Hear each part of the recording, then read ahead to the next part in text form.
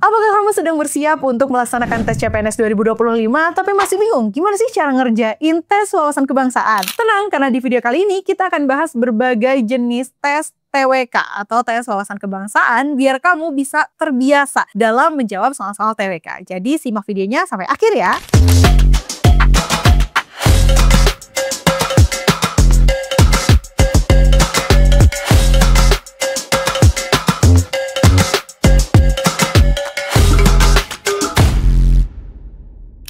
Tahukah kamu bahwa TWK adalah salah satu bagian tersulit dalam melaksanakan tes CPNS? Hal itu dikarenakan karena tes TWK ini menguji pemahaman mendalam seputar Pancasila, Undang-Undang Dasar 1945, NKRI, sejarah perjuangan bangsa, dan juga sistem pemerintahan Indonesia. Berdasarkan pengalaman seleksi CPNS tahun sebelumnya, banyak peserta gagal di TWK karena mereka tidak memahami konsep dasar dari Pancasila atau Undang-Undang Dasar, sulit menghafal pasal-pasal dan juga konstitusi.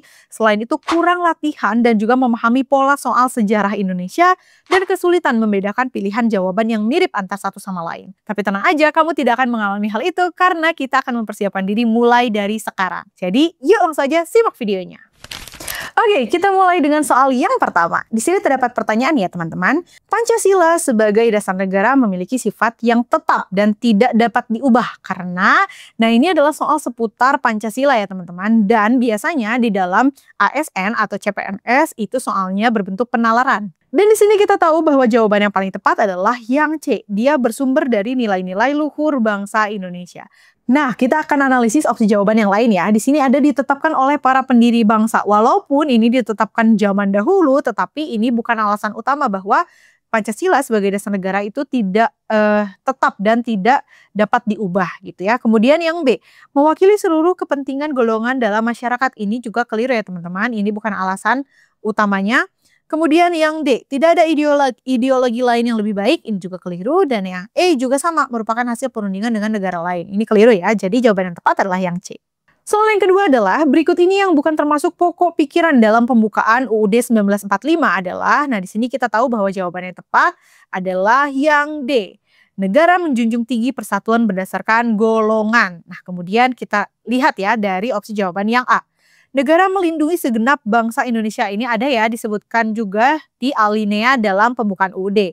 Kemudian negara mewujudkan keadilan sosial juga disebutkan karena ini bagian dari Pancasila yang mana ada di alinea keempat. Yang C, negara didasarkan pada kedaulatan rakyat, ini juga sama ya. Negara berdasarkan ketuhanan yang Maha Esa. Nah ini adalah semuanya Pancasila ya, kecuali yang D. Dan jawaban yang tepat adalah yang D. Nah soal yang terakhir teman-teman, soal ketiga ini seputar NKRI. Salah satu prinsip dalam mempertahankan keutuhan NKRI adalah, dan kita tahu bahwa jawaban yang paling tepat adalah yang C, mengutamakan persatuan dan kesatuan dalam keberagaman. Kalau misalnya kita lihat yang A, mengutamakan kepentingan daerah dibandingkan kepentingan nasional, ini keliru ya teman-teman, karena seharusnya kepentingan nasional diutamakan. Memprioritaskan kepentingan ekonomi dalam setiap kebijakan ini juga keliru, karena aspek ekonomi itu bukan satu-satunya aspek yang harus dipertimbangkan. Kemudian menjalin kerjasama dengan negara lain tanpa mempertahankan kedaulatan, ini juga keliru ya teman-teman, karena kita harus tetap memiliki kedaulatan walaupun ada kerjasama dengan negara lain. Dan yang terakhir, menjaga hubungan antar suku tanpa peduli terhadap nasionalisme, ini keliru ya teman-teman, karena dalam menjaga hubungan antar suku itu harus peduli terhadap nasionalisme. Jadi yang paling tepat adalah yang C. Nah itu dia teman-teman soal-soal untuk TWK. Gimana? Mudah kan? Sekarang kamu udah tahu bagaimana cara menjawabnya dan kayak gimana sih tipe-tipe soal di dalam TWK itu. Tentunya kamu juga akan mendapatkan benefit yang banyak kalau misalnya kamu menguasai tes TWK ini. Di antaranya kamu akan meningkatkan peluang lolos untuk SKD CPNS dengan skor yang tinggi tentunya. Selain itu kamu juga akan memahami konsep dasar dari Pancasila, Undang-Undang Dasar 45, dan sistem pemerintahan dengan lebih baik. Dan yang terakhir akan mengurangi rasa panik kamu ketika ujian tes aslinya karena kamu sudah terbiasa membaca pola soal. Jika kamu ingin lebih siap dalam berlatih, kamu bisa menggunakan aplikasi Jadi ASN yang bisa kamu dapatkan di App Store dan juga di Play Store.